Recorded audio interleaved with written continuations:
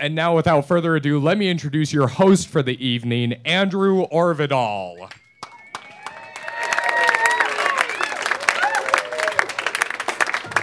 Thank you. Thank you. Give yourselves all a round of applause for coming out on a Wednesday for something fun. Somebody gave themselves a scream. Go ahead. Just them. I never get out of my cellar. But tonight I'm out. Oh, sweet. I wish these pedals were for my comedy. And they like added cool effects to my comedy. And then I can sound like Megatron. Whoa, I didn't even touch it. And the sound guy hooked me up with a free sound effect. Thank you. That guy's on it. I'll give you a nod when it's time for the next one. I'm like, did we plan that? And I like totally forgot. Holy shit.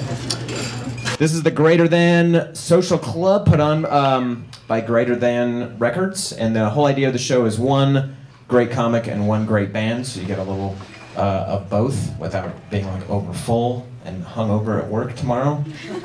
We should have you out here by 10. It'll be terrific. I missed last month. I was in Los Angeles doing some fun stuff. I love going to Southern California in the winter. It's one of my favorite things as a Coloradoan, because inevitably I'll see somebody like wearing a hoodie and shivering and it's like 55 out and they're like, oh God, it's freezing. It's freezing. I'm like, no, freezing is when water turns to ice and everything dies, including your dreams because you had a baby on accident. And you had, oh, well, you know, I'm not going to tell you the whole story.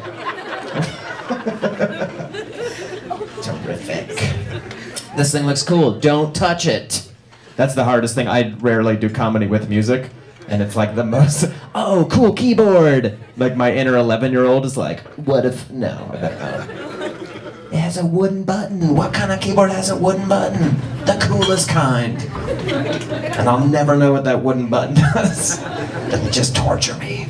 I got to go to South by Southwest for the first time ever. This year is really fun. If you ever get the chance to go see that spectacle, you should. It's like if like Mardi Gras won the Super Bowl or something. It's so insane. It's so crazy. But my favorite memory, it was all kind of a blur, but one memory stands out. I got really drunk one night and I wandered away from all like the cool happening shit and off into the city. And I ended up at some terrible blues bar in Austin, just like the worst blues. Like a cop dies in an 80s movie blues. Like really bad. And it just sucked, and I'm just sitting there drunk, and this dude comes up to me and he's like, hey, are you here for South by Southwest? And I was like, yeah, I am. He's like, I live here in Austin. He's like, real Austinites hate South by Southwest. And I was like, really? And he's like, yeah, we hate it. We hang out here. This is the real Austin. And I was like, really? And he's like, yeah, we don't like it. And I was like, well, it seems like you would like it because it's shitting so much money into your economy. Like, that's cool, right? And then he replied so genuinely angrily, yeah, but the mayor gets it all! Which makes zero sense. I don't know if Austin has like a cartoon economy or something where every night they come around with like a canvas sack with like a dollar bill sign on the side. They're like, fill it up, it's going to the mayor. It's going off to the mayor. But then the next day, I almost Googled that. I was so angry at myself for almost being fooled. I was like, oh yeah, I gotta Google, does the mayor of Austin get all the South by Southwest money? I would have been so ashamed to just research.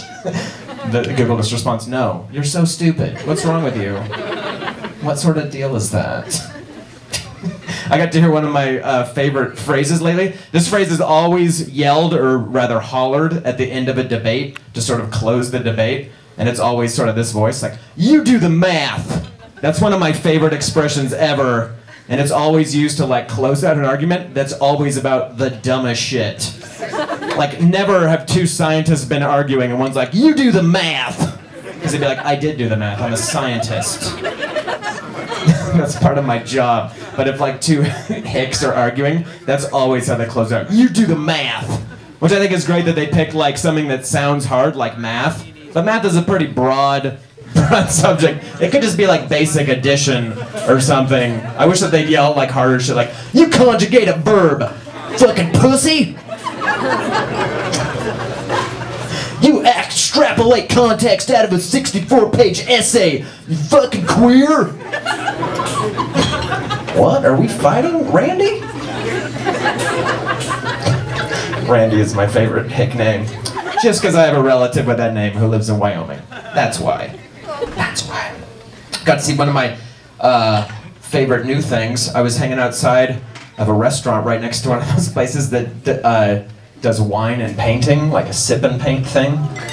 And I didn't realize this. This is the logical conclusion of that business, but I got to see it. Is drunk people with really shitty paintings wandering around a parking lot. Just like giant toddlers. Like, where did we park? This is amazing. This is terrible things. I feel like nobody can ever complain about our economy, to me, as long as we have a business that is drinking wine and painting pictures at the same time. Because you've just combined two luxury activities and made it into a business, which is bizarre. You should be able to do either one of those things at home, right? Like, oh yeah, I'm just gonna sit down and have some wine, maybe paint. It's like, no, I'd rather pay someone to go do it. Which is crazy to me. That's nuts. It's like those Build-A-Bear workshops. That's another crazy thing where you can go and pay a company to have your kid make a teddy bear. Unlike the way it is in the rest of the world where a company pays a kid to make a teddy bear and pays them really poorly. I wish a Build-A-Bear workshop was like how a Build-A-Bear workshop is in China. Like you just drop your kid off, it's got like chicken wire fencing and shit. The kids are just in rags. They gotta just pee where they're standing. They're like, alright, I'm gonna pick you up around 4. Unless Amnesty International intervenes, I'll get you at 3. Alright, see you later. And just go get a Wetzel's pretzel and chill out. Some of you are familiar with Cherry Creek Mall, you know that I nailed that geographical reference. You're welcome. I do hang out there all the time with my daughter on the fun Looney Tunes playground, just when I want to get her sick. That's the only time we ever go. Like, well, we haven't had a horrible cold around here. Let's go to the indoor playground and see what's going around. Never fails. Never fails. Oh, God. I have a 3-year-old daughter named Amelia. She's pretty awesome. My daughter is like the gentlest person I've ever met in my life. I know you're like, well, she's a 3-year-old girl. I think they're kind of by default pretty gentle. Let me tell you a story to illustrate how gentle she actually is. I took her bowling for the first time, and she rolled the bowling ball down with just enough force so that when it eventually reached the pins, it knocked over one of them. And then that transfer of force sent the ball coming back down the alley. Which is amazing. I couldn't do a shot like that if there was like $5,000 on the line. Like, fuck a strike. That's impressive. She rolled it with like just enough force, like a butterfly sneeze or something. Just perfect. She's like so gentle. But the problem is, all of her little dude friends are not. She only hangs out with little dudes who are like 4. And some of them are cool, but most of them are world-class pricks. Just amazing. There's like this one kid, like she was like, oh, I think we're gonna take turns and share. And he like just pulled her shirt over her head, hockey style, and just comes in with all these like side haymakers, just punching the shit out of her. It's like, oh my God, this kid's 4 years old. This is amazing. Like I wouldn't be able to be this kid's parent for like 12 minutes. I'd just be like, fuck it, just watch TV until you're 18. I'm gonna make you a special chair with like a potty hole cut in it, and I'll just bring you food. I'm done. I'm done with you. You are horrible. But one friend, this was the cherry on top. My daughter was just sitting in his house, like reading a book on the floor, and he walked by and he like bent over in her face and farted right in her face. And the boy's parents kind of laughed. They're like, it's kind of funny, right? I don't know. I don't know. And I was just sitting there watching silently, and I was like, oh, you are gonna fucking get it. I'm gonna get this kid. I'm gonna reinvent crop dusting on this kid. Holy shit, when I am done with this kid, he's gonna think he was part of some fucked up Vietnam-era defoliant experiment. Like, I'm gonna plan a menu around it. I'm gonna go to like a sour beer festival. I'm gonna eat like a Reuben sandwich, and then just like a block of raw tofu, and then just fucking unload on this kid. It's gonna ruffle his hair like he's riding in a convertible. It's gonna be amazing. It's gonna be one of the formative experiences in his life. Like later in life, he'll see like the stitching on the back pocket of Levi's and just involuntarily curl into a ball and start retching. I'll wait too. I'll wait a year. I'll wait 5 years. Fuck, I'll wait till he's 22. Just come out of nowhere. Just this weird old man walks by and like farts by him. I never forgot! It's like, what? Oh man, it's gonna be a fun evening. I was sitting outside a grocery store recently and a truck with balls drove by, like rubber testicles on the back. I think you're all familiar with what I'm talking about, which is weird because none of you should be familiar with what I'm talking about. A truck with balls? No, I don't know what you mean because that's fucking nuts. But that's the thing now, trucks with balls, which is amazing to me. First of all the vehicles that don't need like expressed genitals, I feel like a truck, like a big monster truck is probably at the top of the list. Like I don't think anyone's confused on a truck's gender. Like, oh, who's this sweet little baby girl? Oh, it's a boy? This monster truck is a boy? You don't say. But also, that has to be one of the shittiest sweatshop jobs possible in China. Making balls for American trucks, can you imagine that? Like, no, I don't want to get hit again, I just want to clarify real quick. These are balls for trucks. Really?